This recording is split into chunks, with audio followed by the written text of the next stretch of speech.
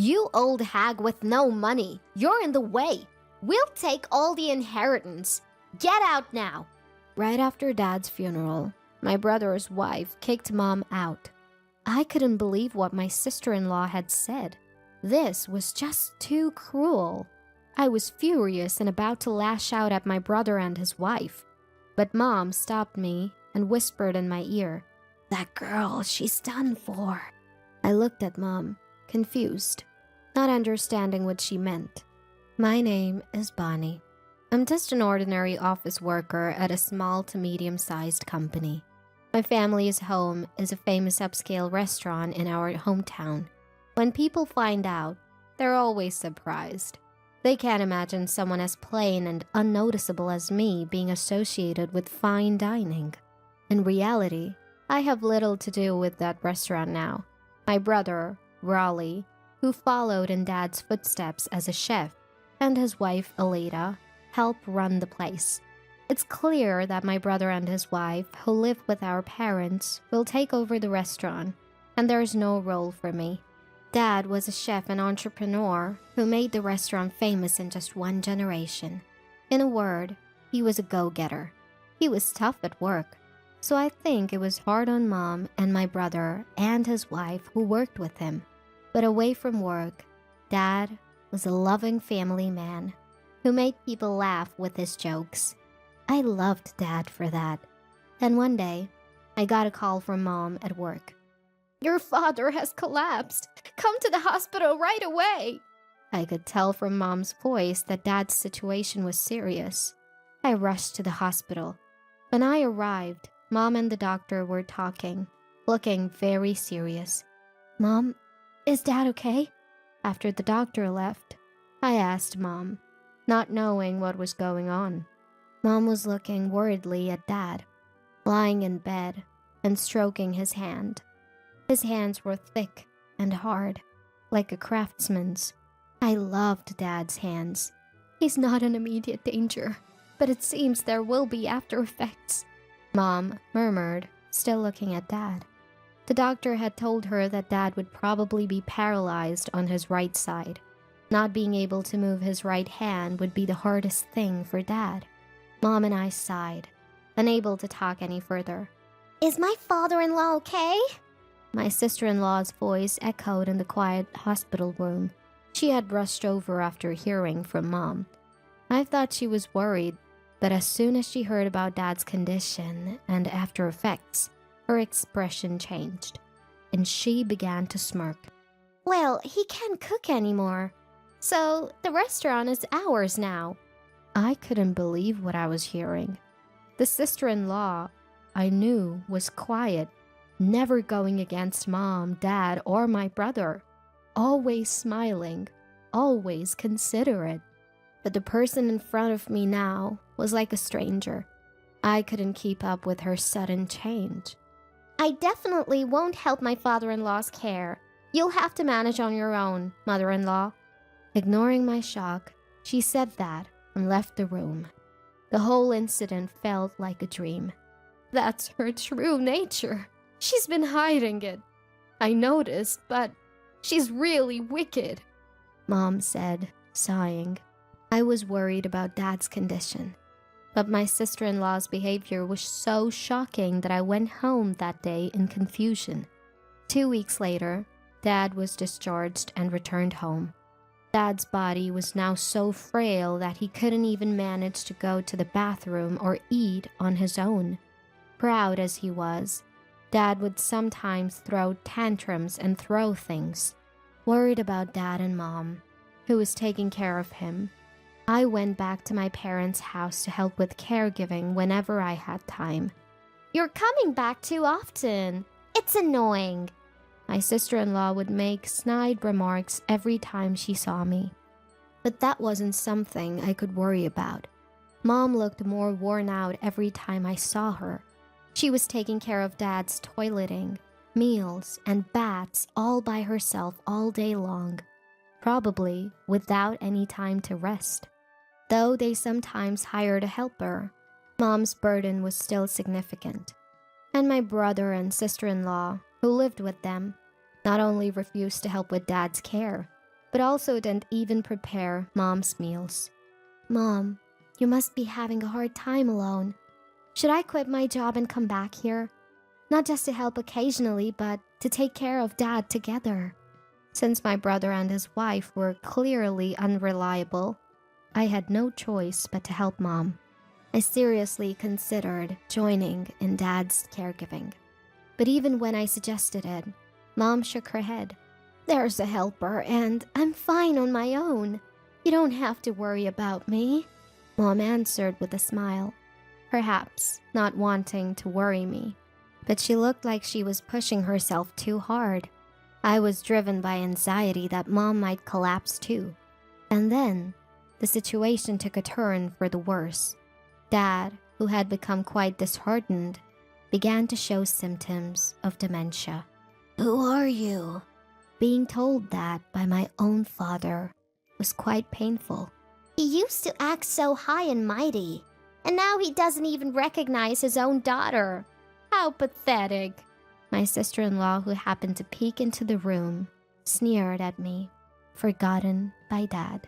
Her attitude, on top of the shock I was already feeling, hurt me even more. Father-in-law smells a bit. If you want to stay in this house, you better behave. My sister-in-law, her face twisted, pinched her nose and looked at Dad with contempt. Mom completely ignored her. She was probably holding back from reacting to the provocation. My sister-in-law clicked her tongue and left the room. Dad, it's okay. Mom spoke to Dad in a gentle voice, like soothing a child. Thinking about how my parents were being treated so roughly by my brother and his wife, I felt like crying. Dad's dementia continued to progress, and his body weakened more and more. It was soon becoming impossible to take care for him at home. As I was thinking about what to do with my parents, my brother, who rarely spoke to me even when I went home, called me. I answered the phone and complained to my brother about his wife's attitude.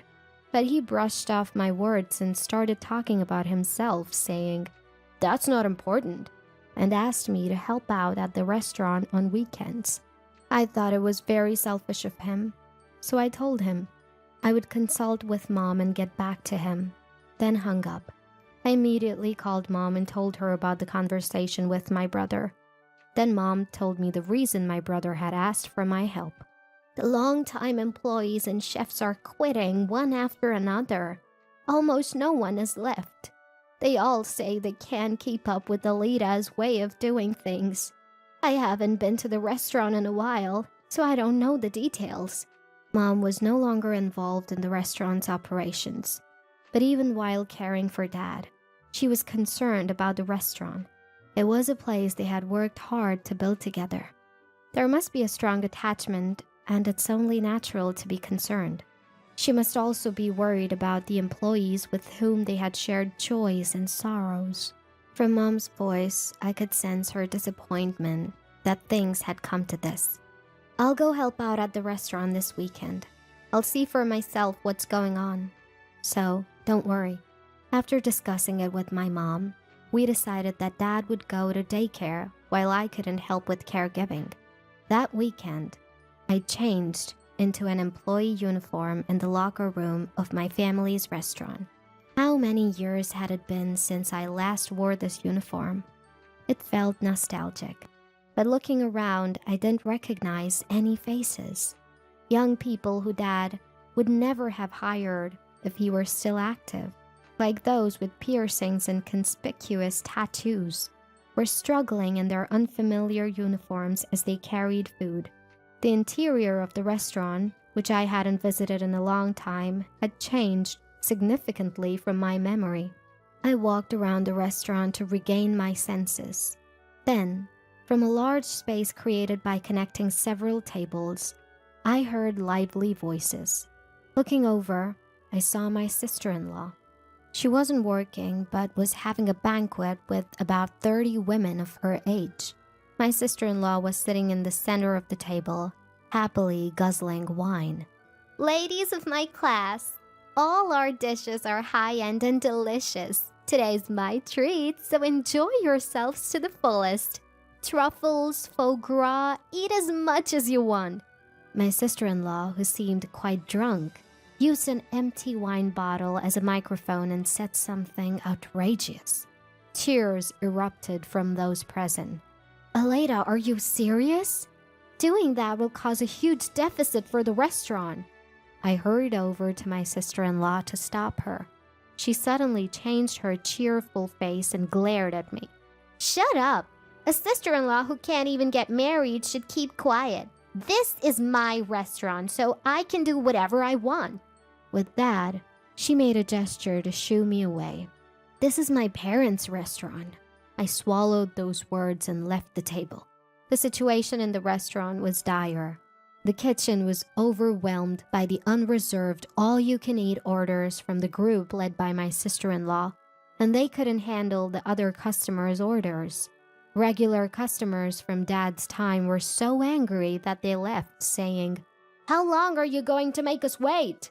I had never seen these customers angry before. Thinking this was bad, I asked the chefs to put my sister-in-law's table on hold and suggested prioritizing the other customers, but they said they couldn't. My sister-in-law had told them to prioritize her table. If they didn't listen, they would be scolded later, the chef said, looking down. Leaving the restaurant to such chefs, my brother was engrossed in a horse racing broadcast. He probably became a chef just by going along with the atmosphere around him. As soon as Dad, who was intimidating, was gone from the kitchen, this happened. Since childhood, he had always watched Dad's face, and now that Dad was gone, he was watching Aleda's face. This was not good. I approached the table again to warn my sister-in-law about the orders. Just then, a long-serving employee, whom I knew, was telling my sister-in-law, "We can't serve that dish anymore. We've run out of the main ingredient, truffles." The moment the employee bowed his head, my sister-in-law raised her voice in anger. "Then go buy some. You should know that much, you useless person." And she even threw an empty plate at the employee. She was acting more like a rowdy, drunken customer than an owner. I understood why the long-serving employees had been quitting one after another. "I'm thinking of changing the name of this restaurant. The current name is old-fashioned and cliché. I want something more stylish and cool." My sister-in-law turned to her friends, laughing and saying such things. The restaurant was finished. Dad's once renowned establishment was nowhere to be seen. After finishing my help, I headed to the locker room, wondering how to tell Mom about this situation. She would surely be saddened to know about this. Thinking so, my steps felt heavy as I headed home. The next day when I visited my parents' house, I honestly told Mom about the situation at the restaurant. Mom sighed sadly. "I thought it might be like that. My son has been under Aleda's thumb since Dad fell ill. And the restaurant can't survive without your father." Tears welled in Mom's eyes, and her lips trembled. Seeing Mom like that, I couldn't hold back my tears either. "I'm sorry. If I had been stronger, I could have protected Dad and Mom's restaurant." Mom patted my shoulder, saying it was okay. "Let's give up on the restaurant." Mom persuaded me to do the same. After that, I continued to refuse my brother's requests to help at the restaurant. No matter how many times I refused, he kept calling, and his complaints about my sister-in-law began to mix into the conversation. She was still inviting acquaintances and treating them, and the restaurant was facing a huge deficit. They were even struggling to pay for supplies. Furthermore, despite having no money, my sister-in-law was insisting on renovating the restaurant into a stylish cafe bar. "That has nothing to do with me." I would hang up the phone in the middle of the conversation every time. They could do whatever they wanted with the restaurant. I only wished for Dad and Mom to live a peaceful life. A few months later, Dad suddenly passed away from pneumonia. Many people came to the funeral of Dad, who was known for his kindness and inability to refuse requests. Mom greeted the condolence visitors with composure. "You must be tired, mother-in-law. Please rest in the bag. I'll take care of the guests. My sister-in-law only tried to assert herself at times like this. She probably didn't like Mom taking charge of the funeral. She seemed to want to show that she was the face of the family. No, I'm in charge of the funeral, so I will properly greet everyone. But Mom didn't allow such behavior from my sister-in-law and sternly rebuked her. Whether overwhelmed by Mom's forcefulness or not, my sister-in-law left the scene with a bitter face. After that, under Mom's direction, Dad's funeral proceeded smoothly. Chefs who had trained under Dad, familiar regular customers, and many people I knew came and encouraged Mom and me. They didn't even make eye contact with my brother and his wife. They all knew what my brother and his wife had been doing since Dad fell ill. Throughout the funeral, my brother and his wife looked uncomfortable. I wish they would just keep quiet. That's what I thought as I looked at them. All of your father-in-law's inheritance will go to us, so you two should renounce your share. It was when the cremation was over, and Mom was holding Dad's ashes, getting ready to leave. My sister-in-law approached and said that to Mom and me. The shop, the house, the money, we'll take all the inheritance. It's only natural, since we've been listening to that arrogant old man for so long. Her words were truly appalling. How much more could this woman belittle others after having relied on Dad for so long? You penniless old women, you're in the wrong. You should leave the house right away. We're strangers now, so don't contact us. My sister-in-law barred her teeth at Mom too. I was so angry. I felt like I was losing my mind. I almost grabbed my sister-in-law. My mom held my arm and shook her head. It's okay. It's over now. Looking at me, my sister-in-law laughed and walked away. I felt like running after her and kicking her, but Mom was still holding my hand. When Mom couldn't see Alita anymore, she let go of my hand. Then she looked at my face and smiled. That girl, she's finished. I was puzzled by her words. Mom said nothing more and began to get ready to leave again. You'll understand in time, Mom said, holding Dad's ashes with her usual gentle smile. After that, Mom, who was driven out of her home, has been living in my condominium. Surprisingly, Mom had saved a considerable amount of money in her name. It seems Dad had been paying Mom a substantial salary, and with that saved salary as capital, Mom had been increasing her assets through investments like stocks. This place is too cramped. Let's buy a more spacious condominium. Mom is currently looking for a property for the two of us to live in. 3 months later, a call came from my sister-in-law. Why didn't you tell me about father-in-law's debt? A scary debt collector is sitting in the shop. What are you going to do about it? She was screaming as soon as I picked up the phone. Her voice was so loud that Mom, who was next to me, could hear everything. Hearing my sister-in-law's screams, Mom gave a mischievous smile and took the phone from me. Oh, Alita, it's been a while. Your father-in-law was too kind-hearted and became a guarantor for other people's debts. Before we knew it, the debt had grown to a huge amount. I've been repaying it until now, but it's your turn from now on. After all, you're taking all the inheritance, aren't you? Mom spoke with a chuckle. Even though she was laughing, her eyes were cold. Mom must have been harboring quite a bit of anger herself. Mother-in-law, I apologize for everything. Let's live together again and run the shop, please. My sister-in-law changed her attitude and begged. I couldn't believe she could say such a thing. I never want to deal with you two again. Mom's voice was colder than I had ever heard. She ignored my sister-in-law's screams and hung up the phone. Block her calls, please. Mom smiled as she handed the phone back to me. We had already purchased a new condominium and started our new life there. Of course, my brother and his wife don't know the location, so we'll probably never see them again. Later, through local acquaintances, I learned that my family's restaurant had closed. My brother and his wife had lost the shop and the house to debt and were left penniless. They still have remaining debt, so they are now working from morning to night at a chain restaurant. In the old apartment where they live, the voices of the couple berating each other can be heard echoing. Meanwhile, Mom and I finished observing Dad's third death anniversary and dined at a restaurant opened by Dad's top disciple. The food tasted just like what Dad used to make. That night, we talked about memories of Dad and enjoyed a feast of gourmet dishes to our heart's content.